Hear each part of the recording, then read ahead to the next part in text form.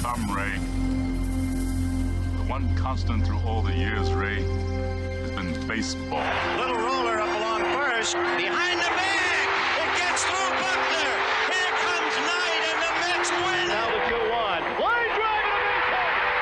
Justice has scored the tying run. Green to the plate. And he is safe. Safe at the plate. The Braves go to the World Series. Have reserved seats somewhere along one of the baselines. They sat when they were children and cheered their heroes. Gibson swings and a fly ball to deep right field. This is going to be a home run. Unbelievable! A 3-run home run for Bucky Dent. The Yankees now lead it by a score of 3-2. Ladies and gentlemen, Mazeroski has hit a 1-0 pitch over the left field fence at Ford Field to win the 1960 World Series. They'll arrive at your door as innocent as children, longing for the past. The Pope arrived at Yankee Stadium.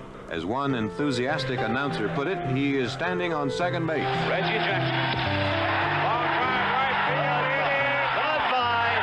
Big World Series for Reggie Jackson. The Blue Jays are World Series champions as Joe Carter hits a 3-run home run. Back to throw. There's a long drive. It's going to be, I believe, the Giants from the paddock. The Giants from the paddock. The Giants from the paddock. The 0-1 pitch. A liner off Nagy's glove into center field. The Florida Marlins have won the World Series. The memories will be so thick that I can brush them with my faces. The 1-0 delivery to Fisk. He swings, long drive, left field. If it stays fair, it's gone. Home run. The Red Sox win. And the series is... Lolich fires. Ball is hit high in the air. This should be the series. Freehand waving. Everybody win. Foul territory. Detroit wins. Here's the pitch to Willie. There's a liner straight to Richardson. The ball game is over and the World Series is over. Willie McCovey hit it like a bullet. A line drive right. Baseball to mark the time. The Oakland A's take. I'll tell you what, we're having an earth. Good evening, ladies and gentlemen, and welcome to Candlestick Park for Game 3 of the 1989 World Series. It's been erased like a blackboard, rebuilt and erased again. Frank Robinson, the right-hand batter. Long drive to left field. Way back. Yes, it's goodbye. Home run. Bases loaded, 1 out. Pena in a chance. The Twins are going to win the World Series. The Twins have won it. Ozzie with 1 out. Smith corks one into right down the line. It may go. Go crazy, folks. Go crazy. It's a home run. And the Willie Mays just brought this crowd to its feet with a catch which must have been an optical illusion to a lot of people. This field, this game, is a part of our past, Ray. It reminds us of all that once was good, and it could be again.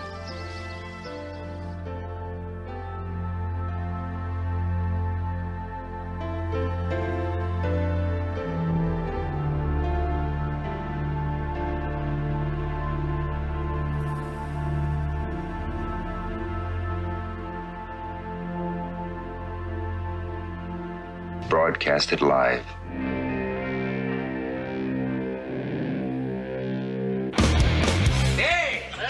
Who wants to have some fun? There are balls coming from all over the place. Left field, center field, right field. See, this is the kind of thing, quite honestly, right now, that makes you want to see the Chicago Cubs team lose. Now, you just saying you want to have fun, or do you really want to have fun? It'll be fun. Will the next person that sees anybody throw anything onto this field, point them out, and get them out of here? You don't live in Cleveland. You live in Cincinnati. You talking to me? You talking to me? That is the farthest thing in the universe from the truth. Hello, everyone, live. It's the Dan Scott Show. And right there is your host, Dan Scott.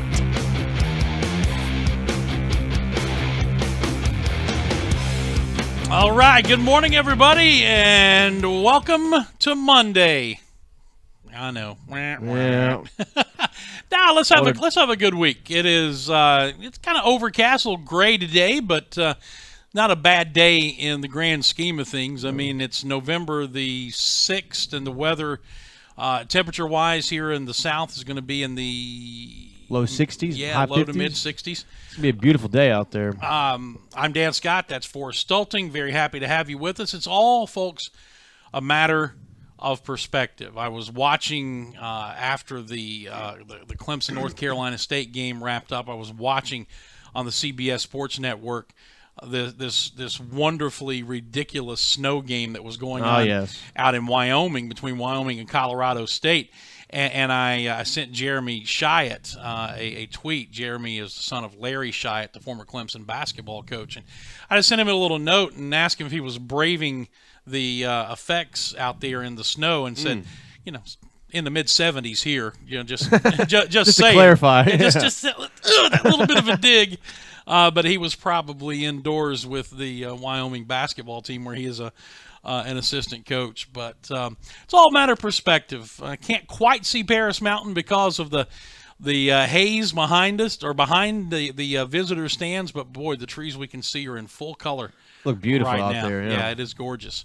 How was your weekend? It was great, Dan. Yeah, I got a lot done. It was a lot of fun watching the basketball scrimmage on Saturday and watching the men's soccer team dominate VMI for a third straight time this year. So all in all, it was a good, restful, and exciting weekend. Yeah, it was a great performance again in a game that they should have won. Yes, sir. By Doug Alice's team. They'd outscored VMI 9-0 in the two previous games in the regular season, and 7-1. 7-1 was the final in this one. one. And their one goal came on a penalty kick. So what can you do? Yeah. I guess the only downer as far as the Furman weekend was concerned was the shocking first round loss by Andrew Burr's women's soccer team as the number 1 seed in the SoCon tournament to Western Carolina 2-0.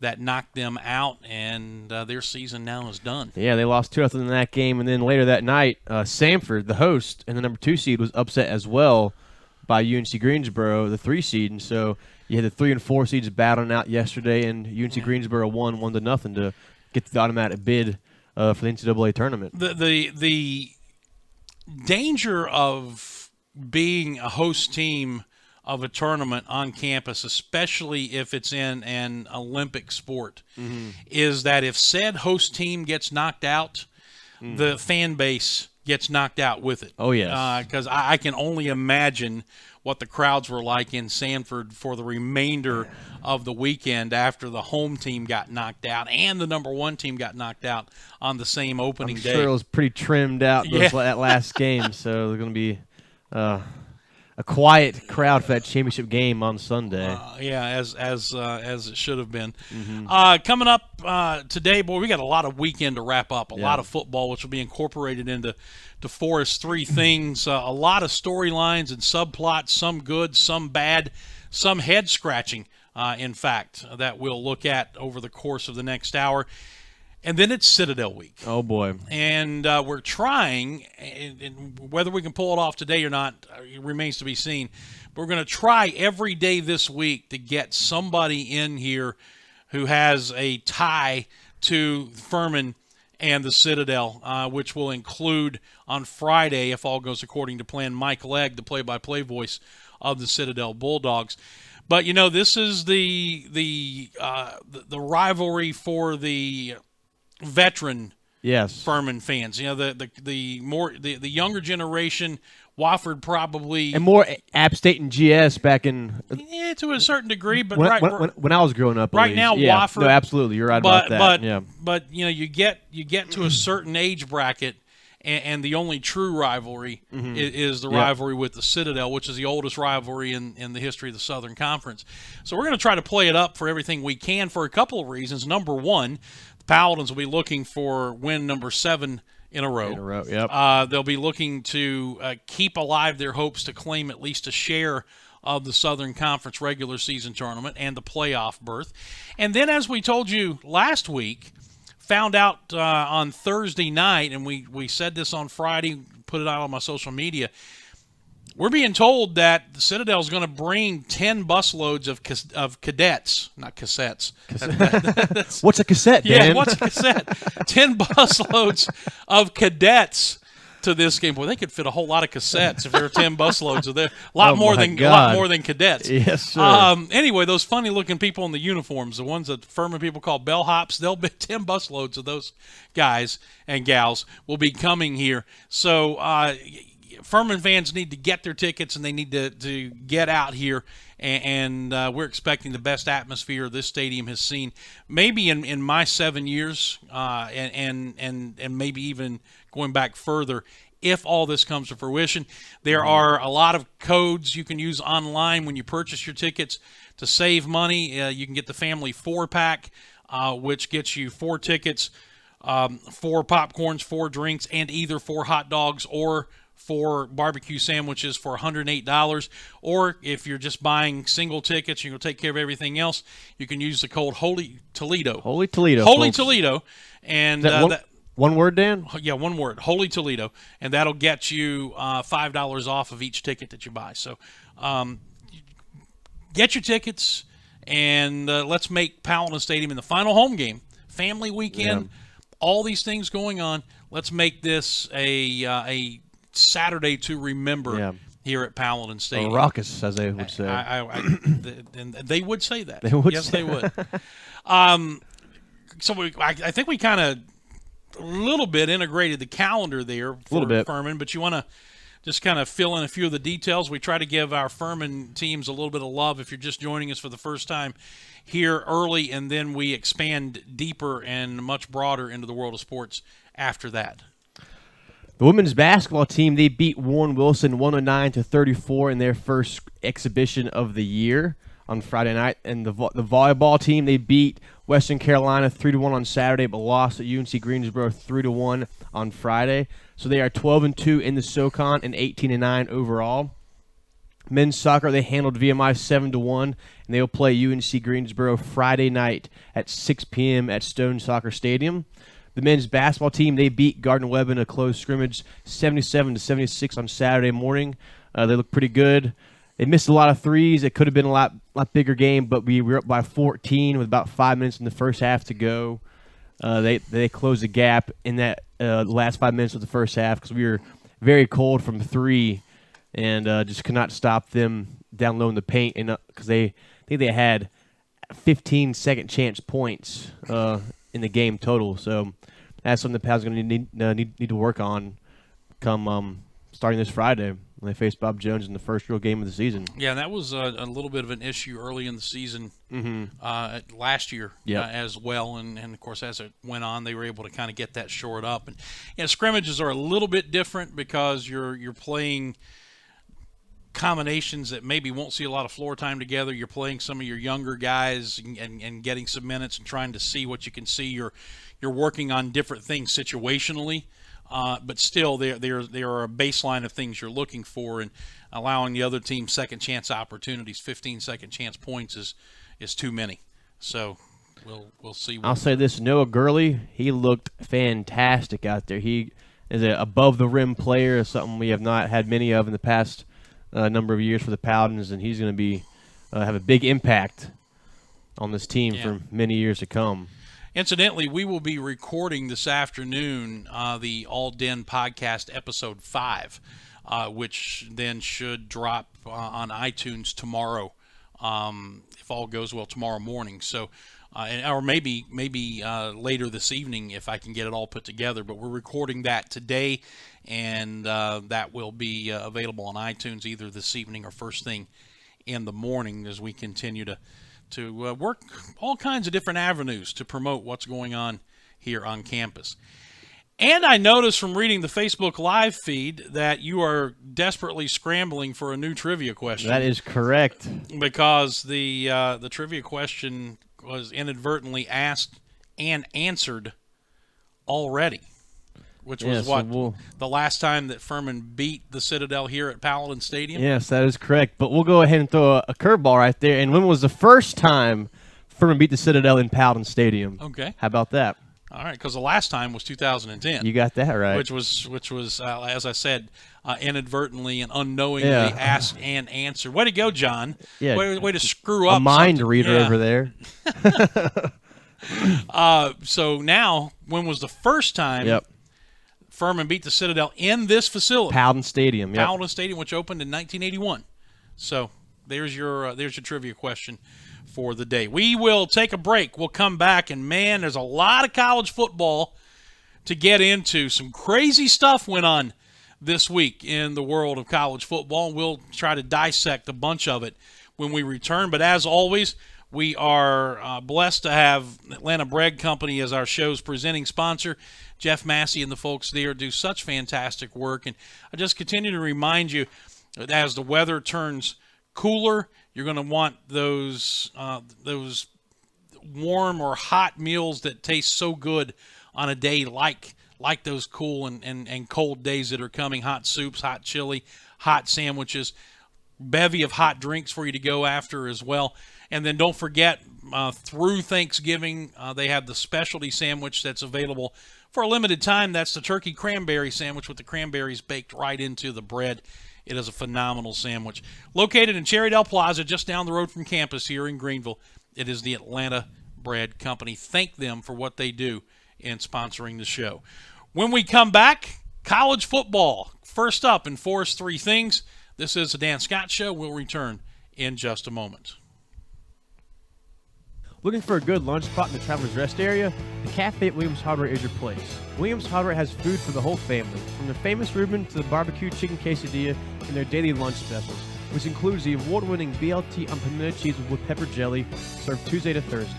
Williams Hardware also serves breakfast on Saturdays from 8 to 11, perfect before Furman home game. And don't forget their gift shop, which offers items for anyone on your list.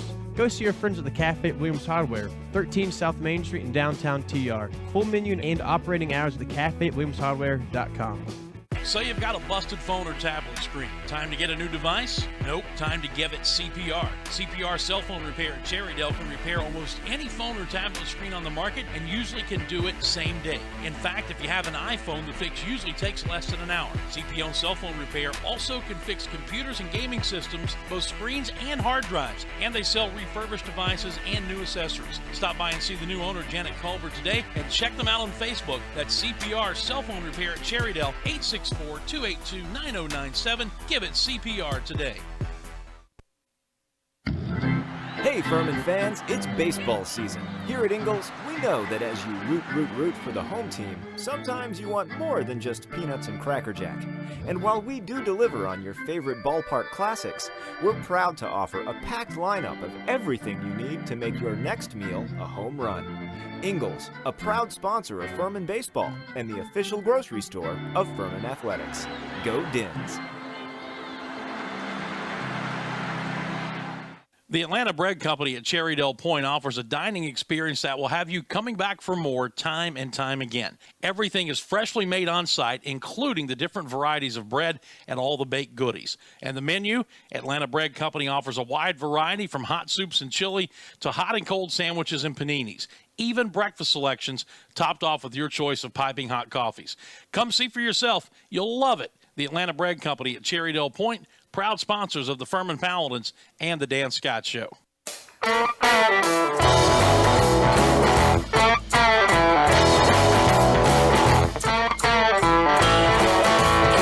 right, welcome back as we continue on this Monday edition of the program. Dan Scott and Forrest Stulting here. I want to encourage you, whether you're watching on Facebook Live or Twitter/Periscope, share the link or retweet the tweet link wherever you are to help us grow the audience. We need to start expanding here. We feel like we got a pretty good product rolling. It's getting better as we continue to add more to it and working on technology and things like that. So retweet it, help us grow the audience, and let's continue to have some fun. You got that right, Dan. It's a big weekend in college football. football. Yeah, it was a good amount of shakeup in that top 10 with a few of those top schools losing in, I wouldn't say dramatic fashion, but they got beaten down pretty bad fashion. Yeah, so. I think probably the most startling one was Iowa and the way they took out Ohio State, and then the newspaper in Iowa Yeah. trolling the Buckeyes. If you haven't seen it, the headline basically is coming off as it's a city, and the headline is Woodshed, Iowa 52245 or whatever. The area right? code but the stadium, as in taking them to the Woodshed. They sure did that, Dan. There's no question about that. But going to our picks last week, our first game we picked was Oklahoma and Oklahoma State, and we both picked the Cowboys in that one. But the Sooners, they won a shootout down in Stillwater, 62-52. It was 38 all at the half, and Baker Mayfield had something like 367 passing yards at halftime. This sounds like a Virginia basketball score at the end of the game with their slow offense and really good defense. Yeah. So it was a really odd score for a football game. But, Baker Mayfield, he finished with 598 yards in the air, 5 TDs, two interceptions. They ran for 187 yards on the ground. But Mason Rudolph, the Oklahoma State quarterback, he threw for 448 yards, 5 TDs, and 2 interceptions as well. And for Oklahoma State, they had the ball player named Justice Hill rush for 228 yards on the ground, but they were just unable to find those last few points in the fourth quarter, and they could not stop the Sooners. So I mean, they were approaching 1,600 yards of total offense. Yeah. in that game. It's just ridiculous. Yeah, it really is ridiculous. And video game type numbers. Yep. We both missed that. Both missed that one. Okay. Yep. Game number 2, Virginia Tech versus Miami. Now I was pretty surprised at how well Miami played in this game. Mm-hmm. I think we both missed that one. Yeah, as we well. did. Yeah, a lot of turnovers in this one was for either side. Rozier from Miami, he had 193 yards in the air, 2 TDs, but 3 INTs. Jackson, Virginia Tech's quarterback, 197 yards, 2 interceptions in the air. But Miami rushed for 219 yards, and the Hokies only rushed for 102 yards. So they're not as balanced as the Canes in that one. And I watched a little bit of that game, actually, and the Canes were flying to the ball. They were a very aggressive defense, and they proved their worth in that win down in Coral Gables on Saturday night.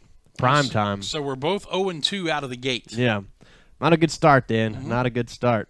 I think it's about to heat up, though. It is. Game number 3, Clemson versus NC State. And, man, this was a close one down in Raleigh. You had Ryan Finley with 338 yards, 3 TDs, but 2 interceptions on the day.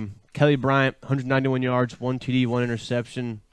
But the big story for the Tigers, 224 yards on the ground. Feaster, 105. Kelly Bryant, 88. And ETN, 31. So they were spreading the ball around very well on Saturday. Yeah, and it was also a much better defensive performance in the second half than in the first half. I mean, Finley started, I think it was 14 out of 14. That's right, actually. Yeah, and that. Then after that, in the second half, he struggled quite a bit. But got some more thoughts on that one coming up a little bit later on. But we both won that game. We did. We both picked, so we're both 1-2 this week. Game number 4, Wisconsin versus Indiana, and my will for the Hoosiers just could not come through once again. They lost big in that one. Trying to pull up the score here. Got too many tabs up. Let's see, where is it? There it is. 45-17. Yeah.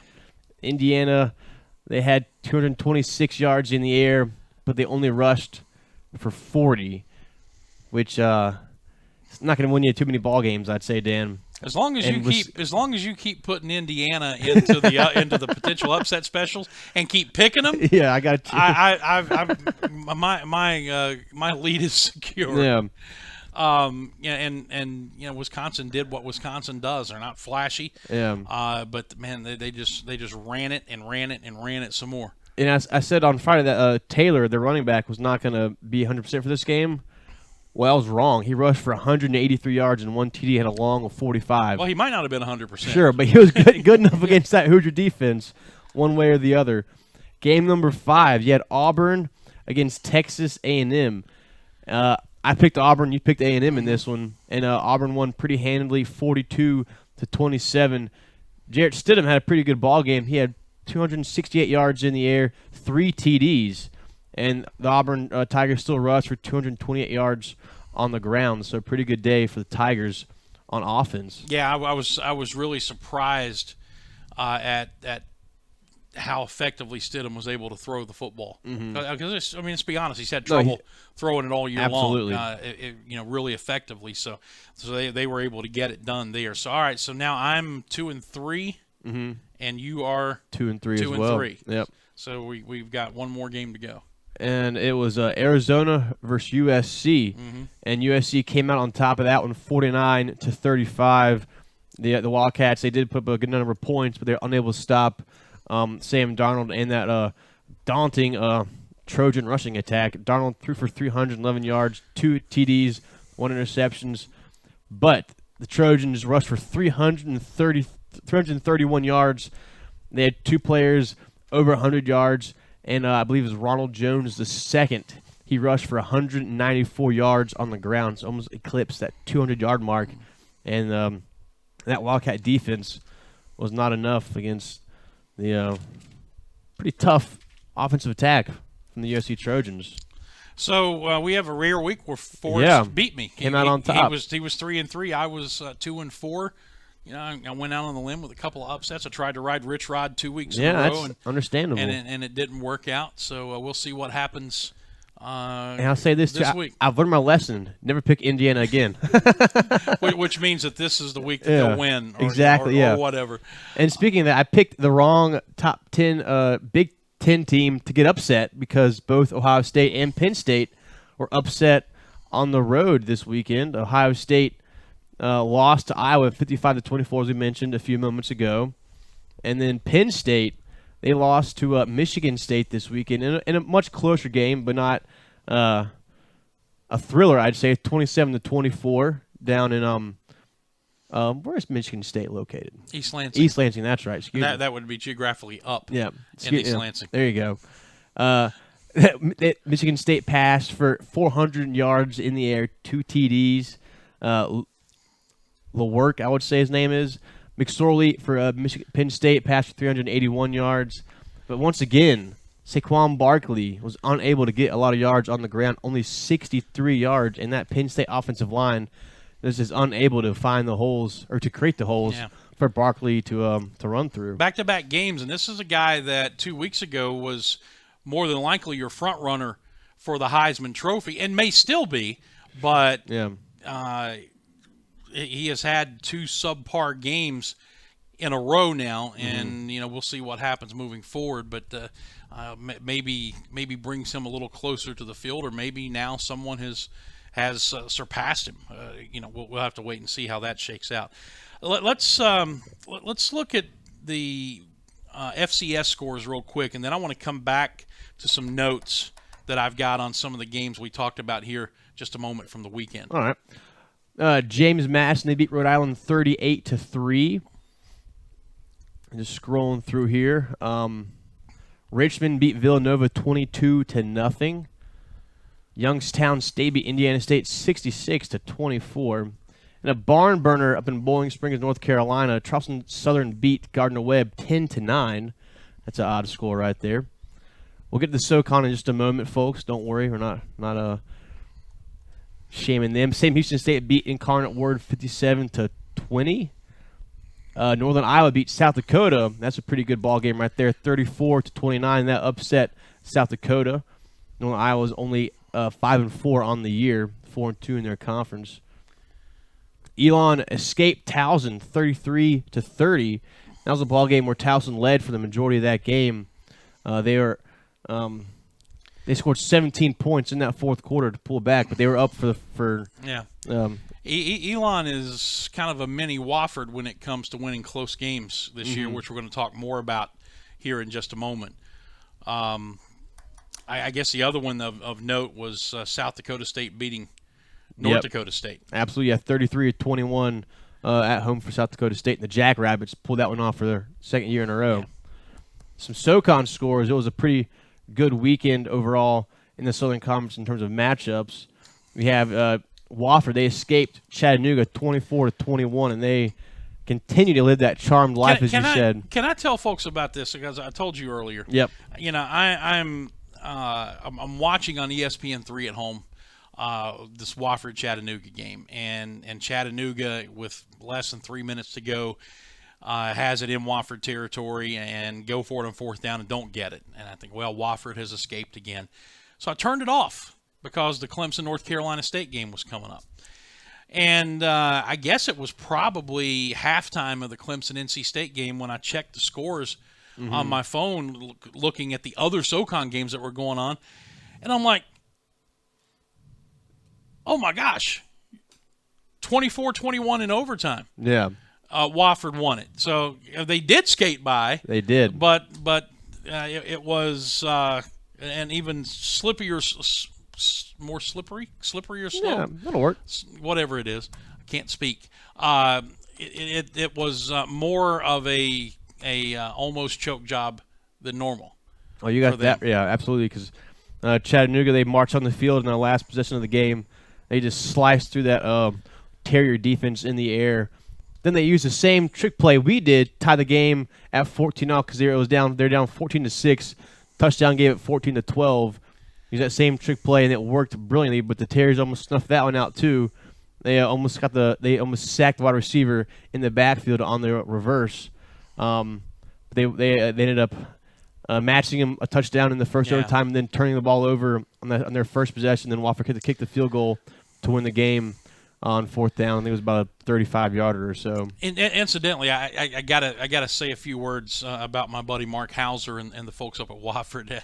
You know, sometimes you just apparently just don't care. And what I mean by that is this: when we do ESPN3 broadcasts, football, basketball, you're using, for the most part, home team announcers. Now here at Furman, instead of doing the simulcast like we do for basketball, football, we have two different crews. We have our radio crew, and then Bob Mahalik, Sam Weish, and Scott Cole do the TV broadcast. And we're told by the folks at ESPN, keep it as close to 50-50 as you can, maybe 60-40, like that, to try and engage both audiences. The commissioner sends out things like that prior to the season beginning. Just sent one out for basketball, reminding us that half the audience or more, maybe depending, may be the opposing team's fans. So try to keep it as balanced as possible. And then there's the Wofford ESPN3 broadcast. So they just take their straight radio broadcast and use it, and their sideline reporter, when they put him on camera, he's wearing a Wofford baseball cap. Yeah, I did see that. Wofford right across of it. Oh, and man. it's we this and we that, which is fine for a college radio broadcast. But it was hilarious. It was like, there's no pretense. God bless them for doing it. Yeah. But there was no pretense of any kind of impartiality at all. It's, we have to put this on ESPN3, but make no mistake about it, this is the Wofford broadcast. You got that right. They were not shy about putting that out there. It was hilarious as well as a little puzzling at the same time. Get the other scores in the SoCon. Then let's take a break, and we'll come back and continue to talk about some more of the football stuff. Absolutely. But there were some other games in the SoCon. Western Carolina beat the Citadel 31-19. Tyree Adams did play in that game, 133 yards passing, 50 yards rushing for him. But Detrez Newsome, 197 yards on the ground, 1 TD. For the Citadel, they only had 53 yards of passing, but they rushed for 367 yards on the ground. They had 5 guys of at least 50 yards. Their top man had 116 yards on the ground. So they're going to be a tough task to handle on the ground this Saturday in Powell Stadium. Sanford handled Mercer pretty easily, 20-3, and then East Tennessee State beat VMI 24-6. All right, some SoCon standings update, just real quick. Ahead. Wofford 6-1, Furman 5-1, Western Carolina 5-2, Sanford 4-2, Citadel 3-4, and everybody else is 3-4 or worse. So there's only 4 teams left in the conference that has a shot at making the playoffs. So dwindling quickly. And Wofford, all they have to do is beat VMI, winless VMI next week or this week rather, and they win the conference championship outright. Furman can or get the automatic bid. Sure. Furman can still tie for the conference Yep. championship if they win the remaining 2 games, but Wofford will get the automatic bid by virtue of the tiebreaker. All right, let's go to break. We'll come back and continue with more on the Dan Scott Show here live from the beautiful campus of Furman University. We'll do that in just a moment. Don't go away. Stuck in a state of falling behind? Struggling to keep up with your kids, finances, insurance? Then let State Farm agent Steve Borkland in Traveler's Rest help you simplify and get to a better state. Because with Steve handling your auto, home, and life insurance, you'll have more time for everything else. More money, too, because adding State Farm policies could mean earning discounts worth up to 40%. That's money Steve can help you put towards a college savings plan. Call State Farm agent Steve Borkland today and get to a better state with State Farm. Let me tell you something, Cowboy. This rookie can really bring the heat. He's smoky and spicy with a Chipotle style all his own. It's a new Montgomery Inn Chipotle barbecue sauce. Make it a part of your home team. Available now at your neighborhood grocer or online at CincyFavorites.com. Looking for a good lunch spot in the Travelers Rest area? The Cafe at Williams Hardware is your place. Williams Hardware has food for the whole family, from the famous Reuben to the barbecue chicken quesadilla and their daily lunch specials, which includes the award-winning BLT unpimiented cheese with pepper jelly, served Tuesday to Thursday.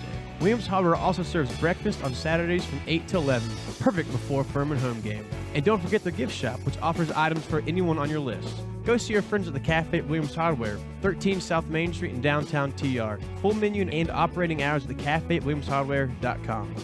Say you've got a busted phone or tablet screen. Time to get a new device? Nope. Time to give it CPR. CPR Cell Phone Repair at Cherrydale can repair almost any phone or tablet screen on the market and usually can do it same day. In fact, if you have an iPhone, the fix usually takes less than an hour. CPO Cell Phone Repair also can fix computers and gaming systems, both screens and hard drives. And they sell refurbished devices and new accessories. Stop by and see the new owner, Janet Culver, today and check them out on Facebook. That's CPR Cell Phone Repair at Cherrydale, 864-282-9097. Give it CPR today.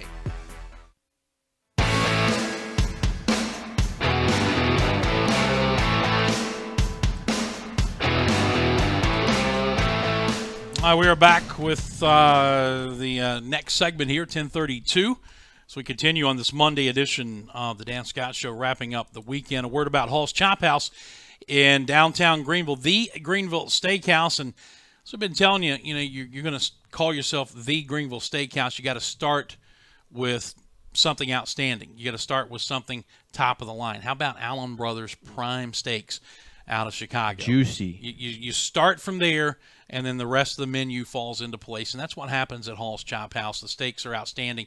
So are the people, and they have so many different options for you as far as meeting places, rooms available, catering. I mean, they can do it all for you, but you got a Christmas party coming up. You got a corporate event of some kind coming up, and here again, people are seeing the Hall's Chop House, and I'm going right at the camera doing this one too.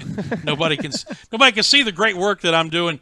As far as I appreciate it, Dan. As really, I'm selling this thing hard to force. There we go. Now you can see me. They've got the meeting rooms. They've got all this stuff for you, and they are open every night for dinner, and they're open on Sundays for brunch as well. Live music all the time. Fantastic people, great food, great location downtown. The Greenville Steakhouse is Hall's Chop House. You had a couple other scores you wanted to talk about? It's like Georgia beat South Carolina 24-10. Georgia was pretty dominant on the ground game.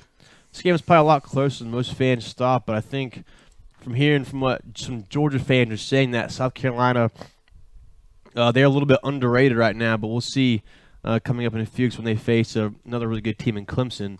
So we'll see about that. Alabama beat LSU 24-10.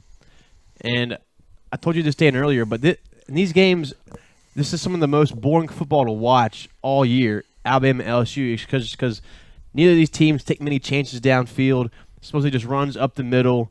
That's really good defense on both sides, and I mean, it just makes you want to fall asleep watching the Alabama Crimson Tide and LSU Tigers battle it out year in, year out. And again, I guess it's a matter of preference. There are some people who like those slug it out defensive battles, and I agree. I like a little more offense. I like teams who take chances down. Mm-hmm. That's why I love Furman's new offense and what we've seen this year because, it's going to be run heavy, but invariably every game you're going to see this team take 2, 3, 4 shots down the field and sometimes more than that and be really aggressive when they throw the football. And I think, you've got to do that with LSU.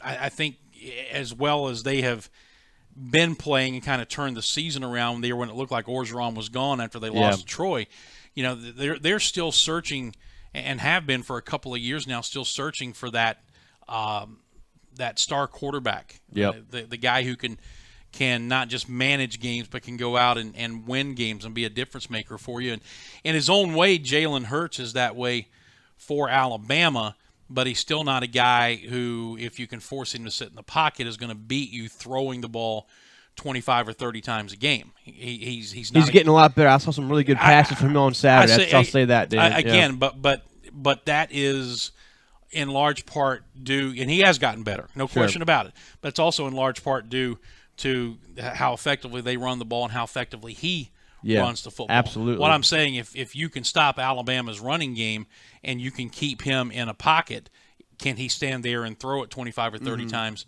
and beat you? And it's going to be tough. And right now, I don't think he can. Yeah.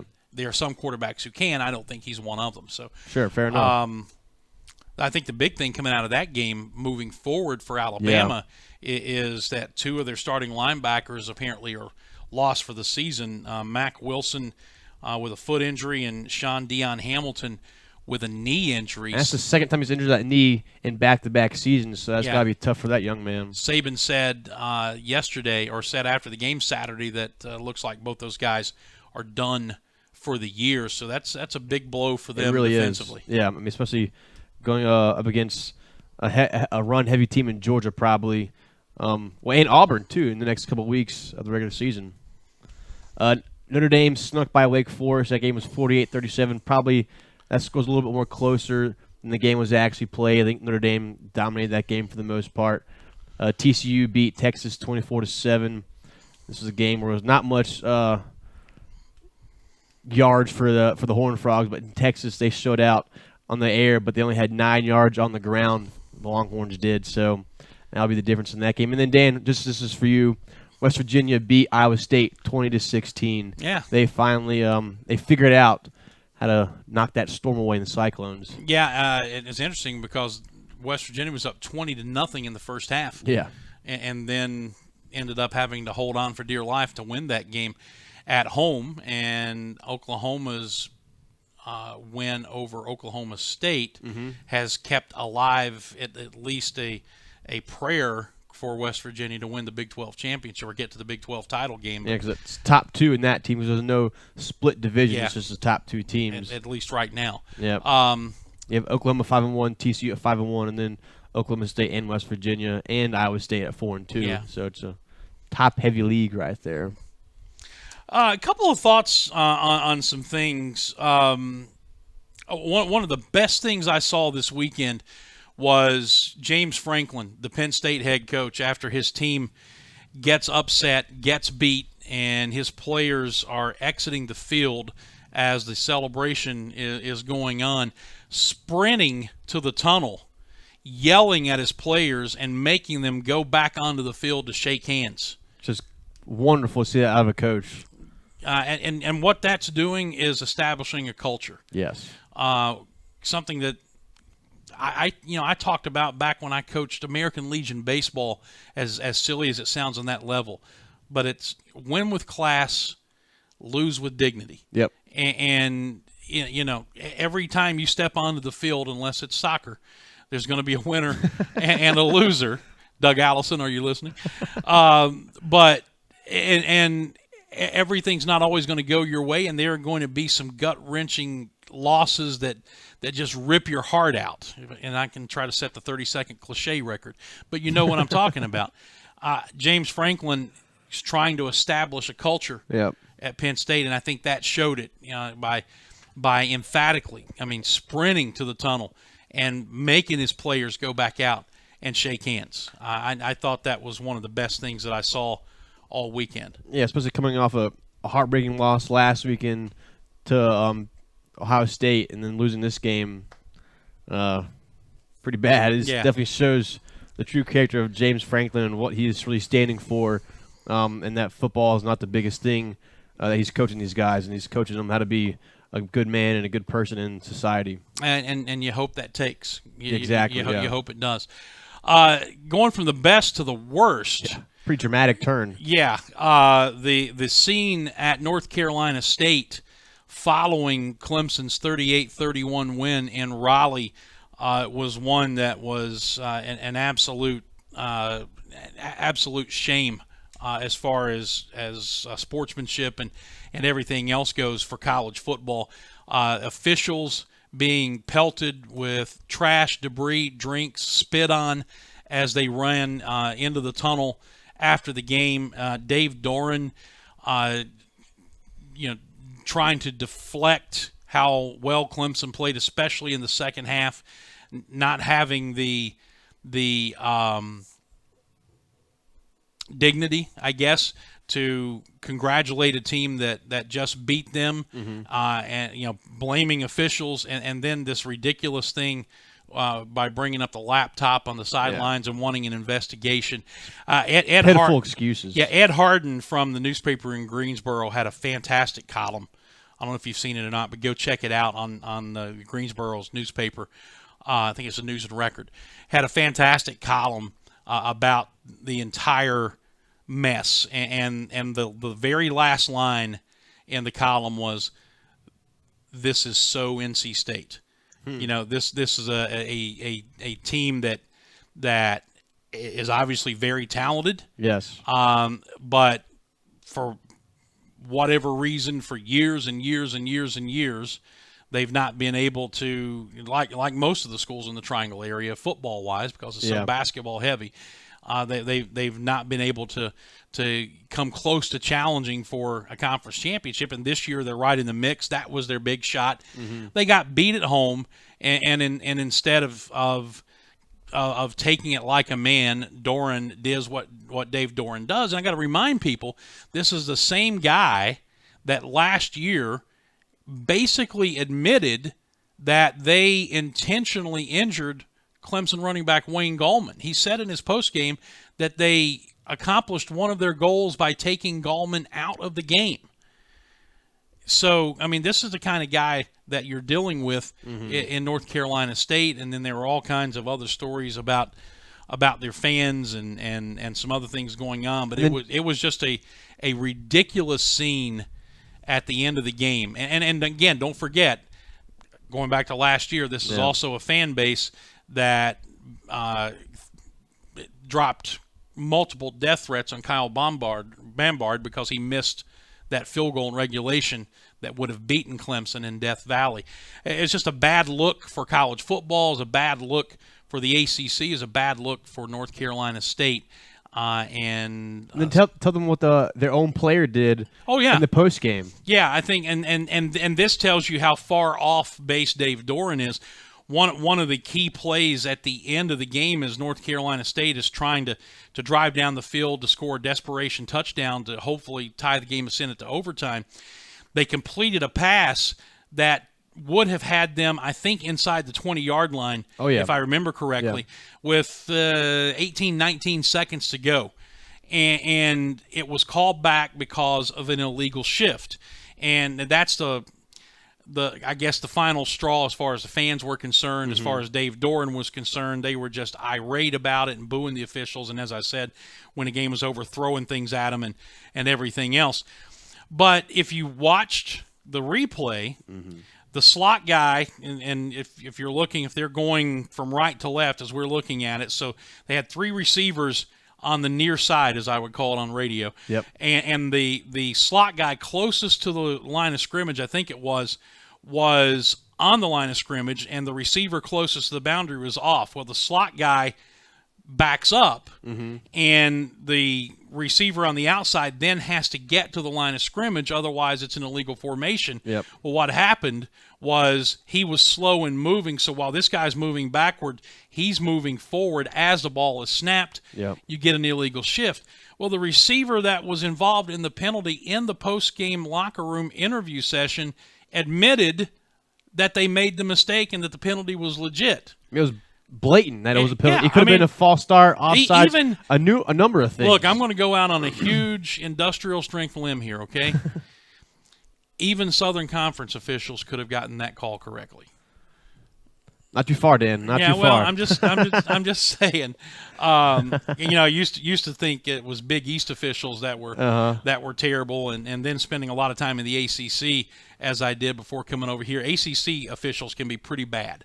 I just say all officials can be pretty bad. But they got that one right. Yeah. They got that one right, and it was just interesting with all the hullabaloo and everything else that was going on. The player who was involved said, "Yeah, we made a mistake." Yep. I'll say this about officials too, Dan. Is that this is the one profession where they have to start perfect and get better from there. So we do hold them to a high standard, as we should. Yeah. But yeah, it's just tough to be an official. And difference in coaches, and Scott Keeler made a great point here, and I'm glad he brought this up. Syracuse beats Clemson on that Friday night in Syracuse, and what does Dabo Swinney do? He goes into the Syracuse locker room and congratulates them on the victory, praises them for the way they played, and it's just in stark contrast to the crybaby Dave Doran exhibition that he put on after that game. Yeah, it's just unbelievable, really. If you go back and watch the tape of that play, and the fans just pelting the referees with trash, beer, spit, is just an awful scene at the end of the game in Raleigh, and hopefully they can learn something from this moving forward. Yeah, and the irony is, Scott again points out, and I saw him say this earlier, the irony is of North Carolina State fans whining about Clemson getting calls on the road in North Carolina in any sport, which has never happened, and as Scott said, did not start on Saturday. He said that was their 6th penalty of the game. That's exactly what they average on the season. And, some of them were timely, sure. but that's all warranted. That's the nature of the sport. Yeah. I just thought, man, you got such a contrast between what James Franklin did after the game and the way Dave Doran reacted after the game. And there you kind of see the best and the worst of this sport that we all love so much. Pretty clear, too. Yep. What else we got? Is that all you want to talk about in terms of your notes about the games? The snow in Wyoming was fun. Sure. I watched a good bit of the fourth quarter of that game. We talked about it briefly at the top of the show. And Josh Allen is an NFL prospect because of the way he throws the football. No doubt. The Wyoming quarterback. And as it kept snowing and the field kept getting covered, and every time there was a timeout, the guys in the shovels are coming out and scraping off the yard lines so everybody can see at least 5-yard increments. Basically, it turned into a battle of running games. There were a couple of passes that were hit, but they basically just threw away the pass and said, we're going to run the football. And a lot of that running was done by Allen himself. Now, one possession, he fumbled, turned it over in the fourth quarter, but Colorado State couldn't do anything with it, and then they got it back and were able to get down the field and score. I'm just going back to when I was a kid. Yeah, me too, man. I love playing football in the snow, and now I love watching football in the snow because it's the great equalizer. Yeah. It can take a team that otherwise can get you into a track meet and just run the dog out of you, as they say, and suddenly make them stand and fight. And in a sense, that's what both of these teams had to do in that game. And it was pretty entertaining, even though there was not a lot of scoring. Yep. As a matter of fact, I saw 10 points scored. I saw Colorado State botch a field goal in the snow. I saw them kick a field goal in the snow, and then I saw the Wyoming touchdown.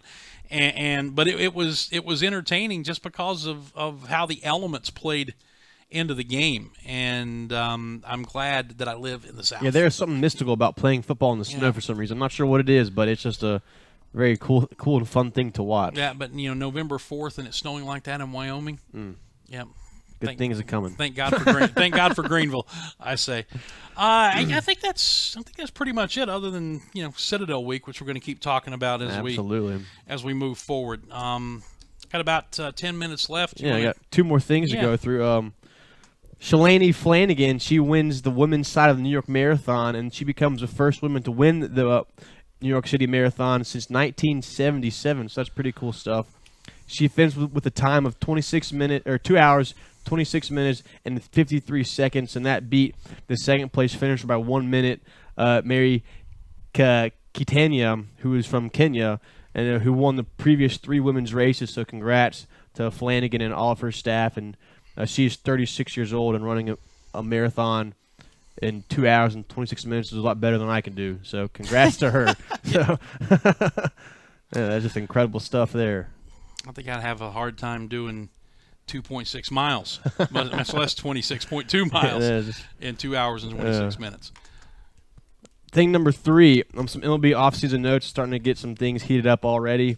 Justin Upton, he re-signs with the Angels, a 5-year deal, so that's going to be a pretty good offense for the Angels next year. They're going to have Justin Upton, Albert Pujols, and Mike Trout, so that's going to be a 3-headed monster that team's going to have to contend with. Even the Astros going to have to be scared of that one. Some players that exercise their option with their current club, Masahiro Tanaka and Johnny Cueto both will be back with the Yankees and Giants respectively next year. I was not surprised by either one of those players signing back on with their clubs and those contracts, as both those players have had a lot of ups and downs the past few seasons, and they don't want to test the market in a very volatile time for pitchers. Yeah, Cueto especially. I know there were some Reds fans who hoped that he would opt out and maybe they'd go back and re-sign him again, but had a bit of a subpar year with the Giants this year. And so when you've got the option of coming off a subpar season and testing the open market or staying with the Giants and collecting the $90 million they owe you, I think he probably made the right choice. Easy choice, yeah. And I'd say, too, that the Giants, their pitching staff is good. Like I said at the beginning of last year, they're going to be pretty good, hopefully. They could be pretty good, but we'll see how well they pitch this year and they can stay healthy throughout the duration of the season. Yeah, well, they're not going to have Matt Keane. He's retired. Yeah. He was probably their 4th or 5th best pitcher in that rotation behind Bumgarner, Cueto, Matt Moore, and Jeff Samardzija. Yeah, but what kind of effect does he have on younger guys? What kind of effect does he have in the clubhouse? What kind of effect does he have? So, you can be a big loss to a team even if your numbers aren't super productive because of the kind of impact you have on players. Like Carlos Beltran for the Astros this year. That's a great example right there. I think so. But we're going to get a lot more hot stove. Oh yeah, it's just now heating up. Yeah. So the burner's getting warm, and we're going to get some fire deals here before too long, and some notable club options that team picked up. Chris Sale and Craig Kimbrell for the Red Sox. They're both back for the Red Sox next year. Andrew McCutchen was picked up by the Pirates, and no surprise here, the Astros picked up Jose Altuve's club option for next year. More than likely the MVP of the AL this year. And then some managers. Phillies named Gabe Kapler. That's going to be a very interesting move right there. He's a young and fiery manager. He's very analytically inclined. And who not too long ago was the manager here in Greenville. In 2007, he had a very dismal year, and he went back and actually played in the majors for, I believe, 2 years after that. So we'll see how he does in his first turn as a major league manager. That's going to be a very heavy plot to watch this year, I would say. The Nats, they named Dave Martinez, a longtime bench coach, with Joe Madden for the Rays and the Cubs. And the Red Sox will name Alex Cora their manager today in a press conference. And so the only vacant job left is the one at 161st Street and River Street in the Bronx, New York, and that is the New York Yankees. The other thing that if you are a baseball fan and you're paying attention to transactions in the off season, today is the deadline for teams to offer qualifying offers to their own free agents, and that basically guarantees, if that player accepts that offer, a $17.4 million salary for the upcoming season. That deadline is at the end of the day today. So, for instance, in Cincinnati, as I'm a Reds fan, I'll use that as an example.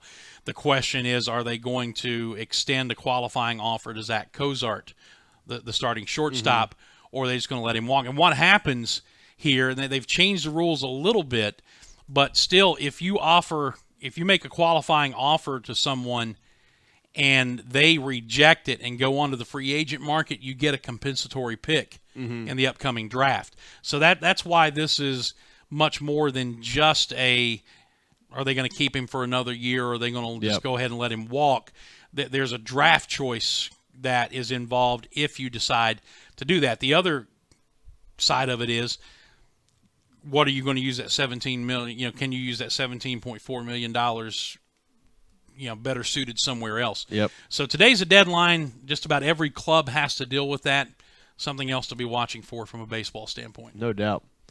A couple on this dates, some awards being recognized in the past years. 1974, Mike Marshall of the Los Angeles Dodgers. He's the first relief pitcher to win the Cy Young. He sets a record of 106 appearances and 208 innings pitched out of in relief. So that's just daunting stuff. You'll probably never see that again, Dan, I would say. And, because he was such a number one, he was such an oddball character. And number two was such a staunch pro-union guy in the years before the Players Union really had a major stronghold. He was basically, I can't remember what year it was, might have been 76, 77. It wasn't too long after that when his contract was up. Nobody signed him, basically blackballed him.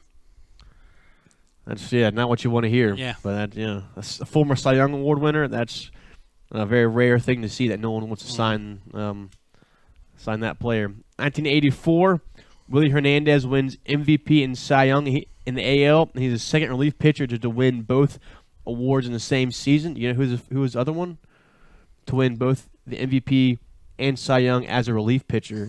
Raleigh Fingers. That's correct. Yeah. Yes, sir. And in 2007, Greg Maddux wins his 17th Gold Glove. Such a new record. He finishes his career with 19. And who is tied for second with 16? Do you know, Dan? Brooks Robinson. And?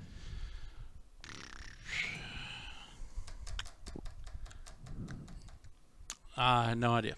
Jim Cott. Oh, Jim Cott. Yep. Okay. Yep. Famous Twins pitcher. The old lefty. Yep, you got that right. Trivia question for the day. The original one was, when was the last time Furman beat the Citadel at home? And as Sokon John pointed out, without even me saying the question, is 2010, a 31-14 triumph over the Bulldogs. So I changed that to, when was the first time the Paladins beat the Citadel at Paladin Stadium? And Ken got this one right, correct, Dan? Yeah, 1982. Yeah, it was the first time they played here. Yeah, 27-0 victory for the Paladins in that one. So they drubbed the Bulldogs. All right, good stuff. Coming up as we go through the rest of the week, again, starting tomorrow, we're going to try to have somebody on every day or something on every day to really start hyper-focusing in on Citadel week here. Final home game for the Paladins on Saturday. And we are really, really looking forward to what we think is going to be a great atmosphere in Furman, going for win number 7 in a row. And that would wrap up a home schedule at 4-1 if they were able to win that. So start turnaround in the fortunes of this team overall, start turnaround in the fortunes of this team at Paladin Stadium this year, and one more opportunity to keep that rolling. So we'll be looking ahead to that. Obviously, we didn't talk a whole lot about the college football polls today, but we'll get into that a little bit tomorrow, as well as the new FCS rankings that will be out by then. Yep. So a lot to do, and we are looking forward to having you along for the ride. Yes, sir. That's all I got, Dan. All right, that's good. We will say our goodbyes now and see you again tomorrow. Until then, for Forrest, I'm Dan saying God bless you, and so long, everybody.